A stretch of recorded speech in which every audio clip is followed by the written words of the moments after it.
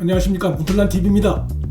문재인의 절친 송철호 울산시장의 핵심 측근인 송병기의 지난 지방선거 기간 경찰 수사 당시의 행적이 갈수록 요지경입니다.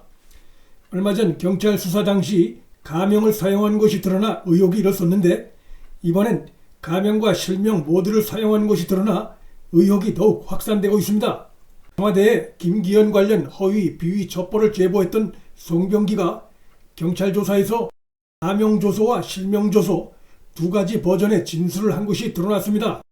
비슷한 시기에 조소를 받으면서 가명 조소와 실명 조소 두 가지 형태로 받는 것은 상식적으로 있을 수 없는 일이고 매우 수상한 일입니다.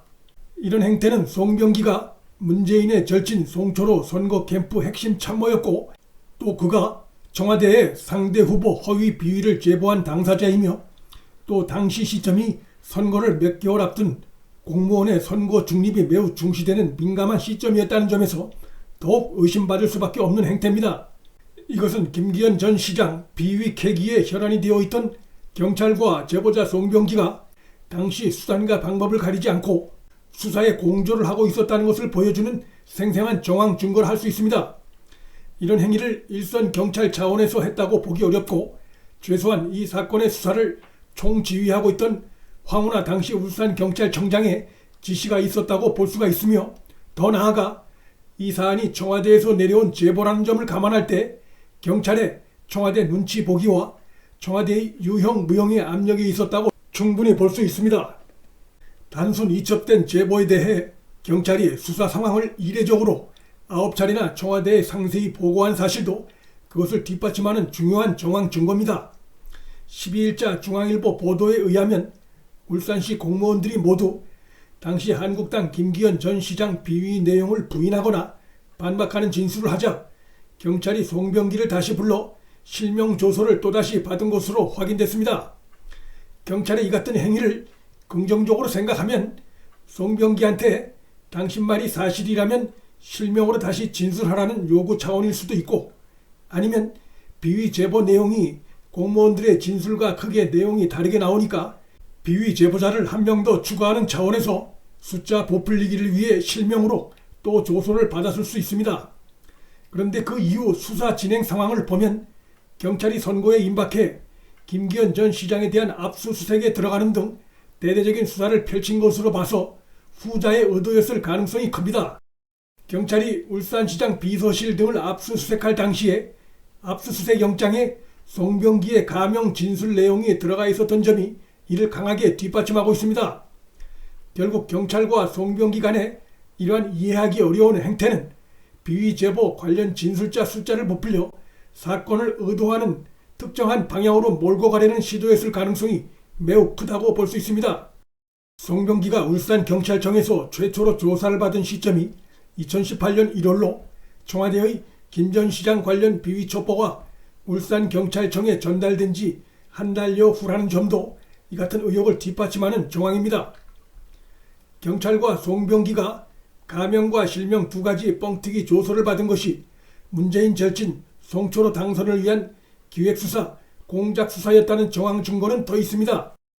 송병기는 참고인 신분으로 총 3차례 경찰 조사를 받았다는 입장이지만, 이 사건을 재수사 중인 검찰이 확보한 조소와 면담 보고서는 이보다 많은 것으로 알려졌습니다.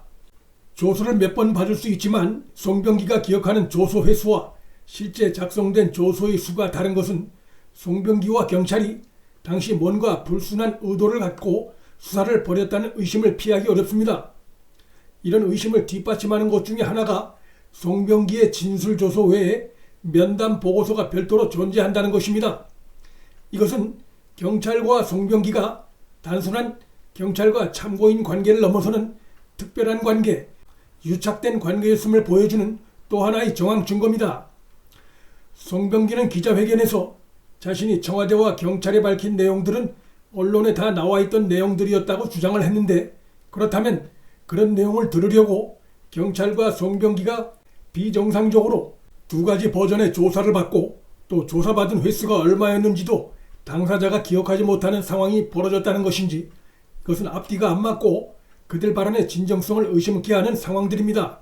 경찰과 송병기가 사실상 김기현 전 시장 낙마를 위한 공작 수사에 공조했음을 뒷받침하는 정황 증거가 또 있습니다. 지난 11일 이 유튜브 채널에서도 방송한 바 있지만 울산경찰청이 청와대로부터 첩부가 접수된 뒤에 이미 무혐의 처리된 김기현 전 시장 측 소송 관련한 건설업자 김씨를 회유해 죄명을 받고 형사고발 추가를 종용한 충격적인 사실이 확인된 바 있습니다.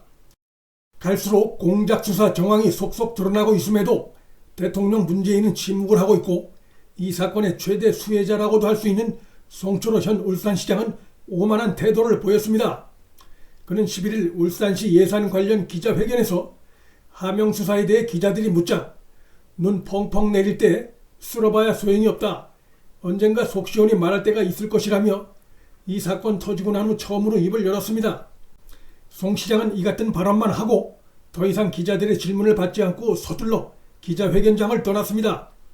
송 시장의 이 같은 발언과 태도는 사건의 진상이 무엇인지 궁금해하는 많은 국민들과 울산 시민들에 대한 예의가 아니고 권력 뒤에 숨어 진실을 호도하려 한다는 의심을 받기에 충분합니다. 이 사건은 권력의 힘이 현저히 떨어질 내년 총선 이후 시기가 되면 그간 수면 아래에 있던 진실의 대부분이 드러나면서 이 사건 관련자들을 쓰나미처럼 쓸고 갈 수 있는 초대형 선거 비리 사건입니다. 권력의 힘으로 진실을 가릴 수 있는 시간도 이제 얼마 남지 않았습니다. 문틀란TV 여기서 마칩니다. 구독과 좋아요, 방송 공유는 방송 제작에 큰 힘이 됩니다. 알람 설정도 큰 힘이 됩니다. 시청해 주셔서 감사합니다.